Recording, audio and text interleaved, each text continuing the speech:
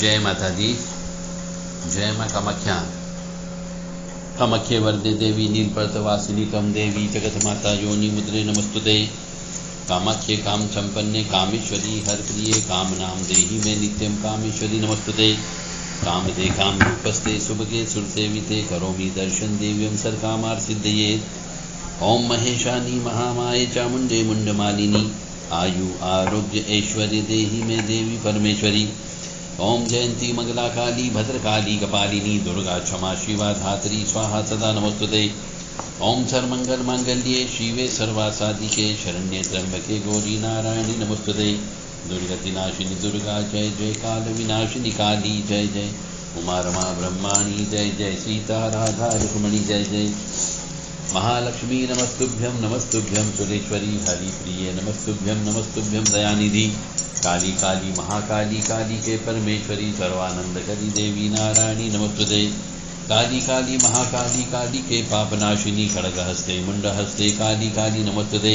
नीरहार हारदन सार सुधाकरं भाकल्याणं दागनक चंपकधाम्बुषाम् उत्तुंगबिन्दुकुचकुम्भ मनोहरांगी वाणी नमामि मनसा वत्सा विभूते।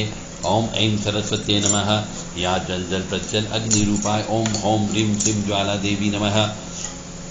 ओम ऐं ह्रीं क्लीं श्रीं वाग्वादिनी सरस्वती मम जिह्वाग्रे वद वद क्लीं श्रीं ह्रीं ऐं ओम। देवी प्रपन्नता तीहरे प्रसीद प्रसीद मातर्ग जोखिलस्य प्रसीद विश्वेश्वरी पाहि विश्वन्तमीश्वरी देवी चराचरस्य। शुभं करोति कल्याणम् आरोग्यं धन संपदा शत्रुबुद्धि विनाशाय दीपज्योति नमस्तुते। योनि मात्र शरीराय कुंजवासिनी कामदा रजस्वला महातेजा कामाक्षी ध्यायतां सदा। कामप्रिया कामरता कामा कामस्वरूपिणी कामिनी कामिनी काम्या कामुका कामचारिणी कामाख्या कामवीर्य सदा कामपीठ निवासिनी कामदा कामहाकाली कपाली करालिका। या देवी सर्वभूतेषु लक्ष्मीरूपेण संस्थिता नमस्तस्यै नमो नमः। पापापहारिणीं देवी मुक्ति मुक्तिप्रदायिनीं अनन्तां विद्यां शुद्धां शरण्यां शिवदां शिवाम्। ओम हौं जूं सः ओम भूर्भुवः स्वः ओम त्र्यंबकं यजामहे सुगन्धिं पुष्टिवर्धनम् उर्वारुक्मिः बन्धनान् मृत्योर्मुक्षीमामृतात्। स्वः भुवः भू ओम स जू ओम ओम। माँ भगवती जगतजननी और आद्य शक्ति भवानी और परमपिता परमात्मा आपके कष्ट हरे, दुख हरे, पाप हरे, ताप हरे, संताप हरे, दारिद्र्य हरे, संकट हरे। ये जितनी भी स्तुति मैं बोलता हूँ श्री महाकाली, महालक्ष्मी, महासरस्वती और कामाख्या माँ, इन सबकी स्तुति बोलने से आपके पिछले जन्म के पापों का शमन होता है। मानो या न मानो, ये पूर्णतः सत्य है। भगवान ने आपको ज्ञान दिया है, बुद्धि दी है, सोचने समझने की शक्ति भी दी है। निर्णय लेना अब आपके हाथ में है कि इन स्तुतियों को आप बोल पाते हो या नहीं बोल पाते हो, सुन पाते हो या नहीं सुन पाते हो, ये आपके ऊपर निर्भर करता है। जिनका भाग्य खुलना होगा, जिनका कष्ट कम होना होगा, वो इन स्तुतियों को याद करके बोलेगा, सुनेगा, श्रवण करेगा। और जब भी पूजा पाठ होती है अपनी, उस समय पे इनके नाम से हवन करेगा। अगर हवन नहीं कर सकता तो कम से कम 5 बार 11 बार इन स्तुति को याद भी कर ले, तो महाकाली, महालक्ष्मी, महासरस्वती की कृपा अवश्य मिलेगी, ये निश्चित है। क्योंकि यह जो मंत्र है आप सुनते हैं बार बार, ये गुरु मुख से सुनते हैं। और ऐसा कहा जाता है कि मंत्रों को गुरु मुख से ही सुनना चाहिए और लेना चाहिए। तो ये हम मंत्र आपको, क्योंकि आप ज्ञान ले रहे हैं और हम ज्ञान दे रहे हैं, तो प्रत्यक्ष अप्रत्यक्ष रूप से हम आपके गुरु बन गए। चाहे वो विधि विधान का पालन हुआ हो या नहीं हुआ, वो अलग बात है। परंतु यदि इन मंत्रों को आप भी गुनगुनाओगे तो इन मंत्रों के लिए हम आपके स्वतः गुरु बन चुके हैं। आप इन मंत्रों का प्रयोग करिए, निश्चित तौर से सफलता अवश्य प्राप्त होगी। जय माता दी। जय माँ कामाख्या। देवराधा ट्रस्ट की तरफ से सत्यवाणी की प्रस्तुति। हमारे द्वारा विभिन्न अलग अलग विषयों पर धर्म के समय समय पर आपको सूचना ज्ञान प्रदान किया जाता है। आनंद और परमानंद प्राप्त करने के लिए भजन भी करना चाहिए। भजन जब करोगे तो ही आनंद की प्राप्ति आएगी, और आनंद जब मिलता है और हम उस ईश्वर से जब एकाकार हो जाते हैं भजन में, तो हमें परमानंद की प्राप्ति होती है और वहीं पर ईश्वर उपस्थित होता है। तो परमानंद प्राप्त करने के लिए पहले आनंद की सीढ़ी चढ़ना पड़ेगी, और आनंद की सीढ़ी चढ़ने के लिए आपको भजन अवश्य करना होगा।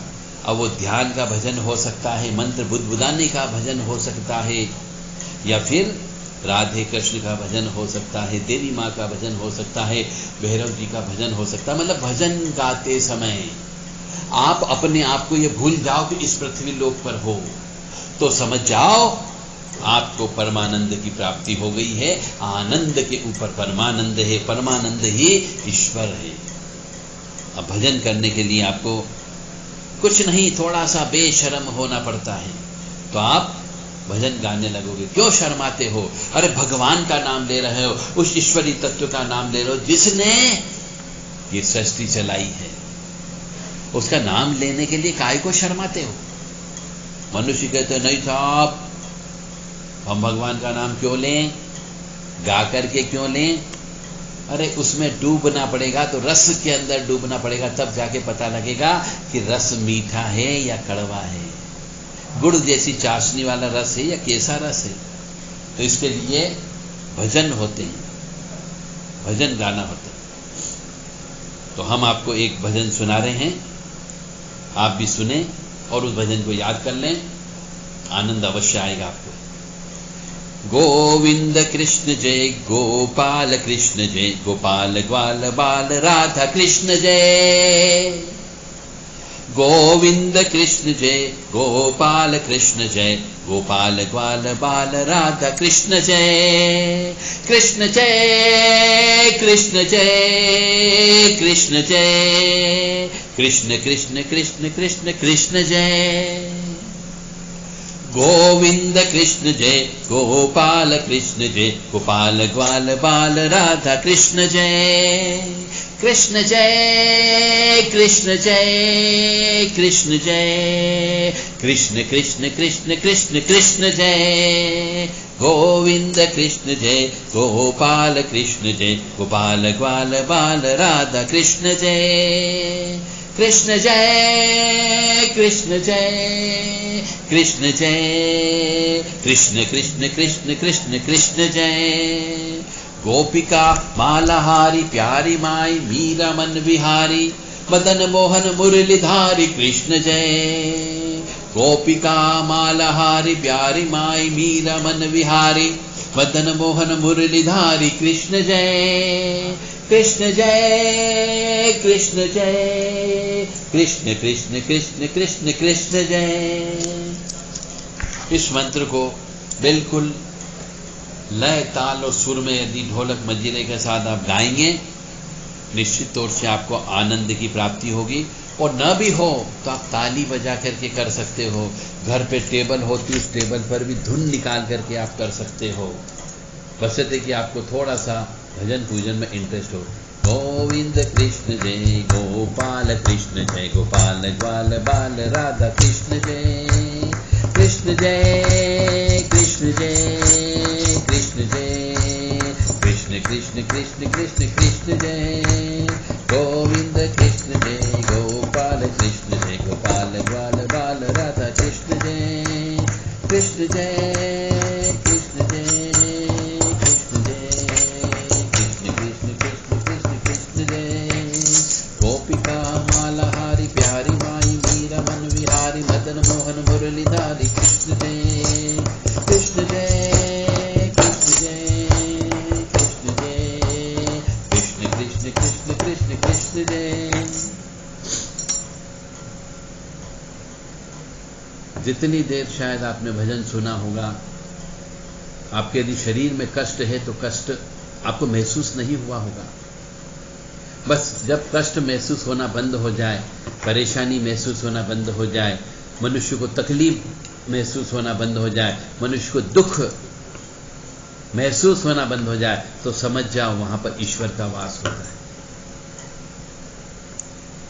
तो इसलिए आपको भजन अवश्य गाना है। जिस इष्ट का, जिस देवी का, जिस देवता का आपको भजन सुनने में, गाने में आनंद की प्राप्ति हो, वो भजन अवश्य गाना चाहिए, ताकि उस ईश्वर की कृपा आपके ऊपर प्राप्त हो सके और वो आपके ऊपर निगाह डाल सके। यदि उस ऊपर वाले परम पिता परमात्मा ने यदि एक बार भी निगाह डाल ली तो आपके वारे न्यारे हो जाएंगे। मुझे उम्मीद है आप मेरा मंतव्य समझ गए होंगे। मेरा मंतव्य सिर्फ इतना सा है कि आप ईश्वर की शरण में जाओ। 24 घंटे में से सिर्फ 1.25 घंटा सवेरे और 1.25 घंटा शाम को ईश्वर को याद कर लो। निश्चित तौर से धीरे धीरे आपके ऊपर कृपा आने लगी, क्योंकि जिंदगी भर खाना है, जिंदगी भर पैसे के लिए हाय हाय करना है, और जिंदगी भर सोना है, और जिंदगी भर उठना है। परंतु इस मनुष्य जीवन में आने के बाद में यदि आपने ईश्वर को याद नहीं किया तो बाद में आपको कुछ समय पश्चात जब आपकी प्रौढ़ अवस्था आ जाएगी तब महसूस होगा कि मैंने कितनी बड़ी गलती कर दी कि मैं ईश्वर को याद नहीं करता था। इसीलिए ईश्वर को याद करें, जिसमें आपका मन रम जाए उसके अंदर चले जाए।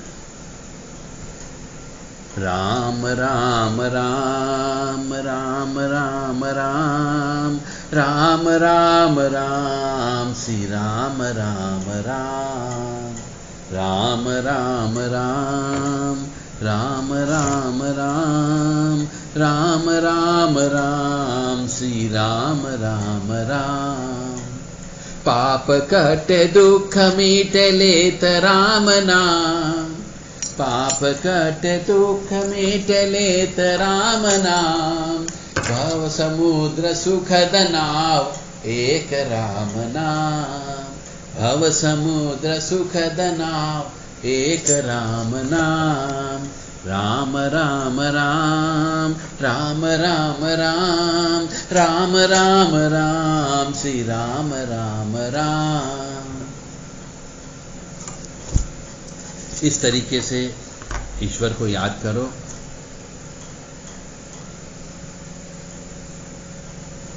ताकि आपके पापों का क्षय हो। कष्ट आने का मतलब है पिछले जन्म के पाप आपके सामने आके खड़े हो गए हैं, और सुख मिलने का मतलब है पिछले जन्म के पुण्य कर्म आपके पास आकर के खड़े हो गए हैं। ये तो हुआ श्री रामचंद्र जी की बात। हो सकता है उनकी निगाह पड़ जाए तो आपके वारे न्यारे हो जाएंगे, कष्ट दूर दूर हो जाएंगे।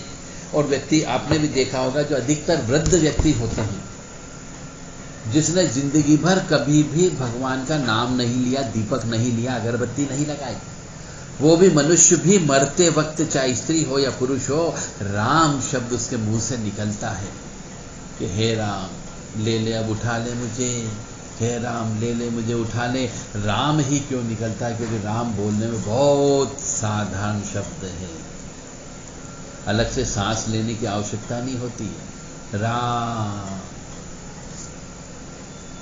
इसी प्रकार स्वयं भोलेनाथ, वो स्वयं भी जो है राम शब्द को बार बार उच्चारण करते रहते हैं, ऐसा अपने शास्त्र कहते हैं। तो भोलेनाथ के भी ऐसे बहुत सारे स्तुतियां हैं, भजन हैं, जिनमें आप रम सकते हो। आधे घंटे 1 घंटे, जैसे मैंने कहा कि 1.25 घंटा सवेरे और 1.25 घंटा शाम को आपको ईश्वर में लीन होना है। अरे लोग बात कहने दो, परिवार वाले कहने दो कि बड़ा भजन भक्ति में चला गया है, बड़ा पंडित बन रहा है, बोलने दो, शायद उनके भी समझ में आ जाएगा एक समय के पश्चात आपकी कीमत क्या है, आप हीरे बन जाओगे तब। अभी तो थोड़ा कुंदन के रूप में तपना होगा आपको, कुंदन बनने के लिए। तो चंद्रशेखराय नमः, चंद्रशेखराय नमः, गंगाधराय नमः, हर हर हराय नमः, ओम नमः शिवाय नमः, शिव शिव शिवाय नमः, चंद्रशेखराय नमः। बोलो बोलो सब मिल बोलो, ओम नमः शिवाय, बोलो बोलो सब मिल बोलो ओम नमः शिवाय, ओम नमः शिवाय, ओम नमः शिवाय, ओम नमः शिवाय, ओम नमः शिवाय। बोलो बोलो सब मिल बोलो ओम नमः शिवाय। जूट जटा में गंगाधारी, त्रिशूलधारी डमरू बजाए, डम डम डम डम डमरू बजाए। गूंज उठा ओम नमः शिवाय, ओम नमः शिवाय, ओम नमः शिवाय, ओम नमः शिवाय।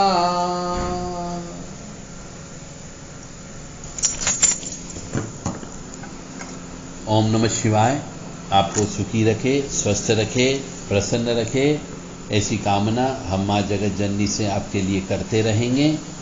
जय माता दी, जय माँ कामाख्या।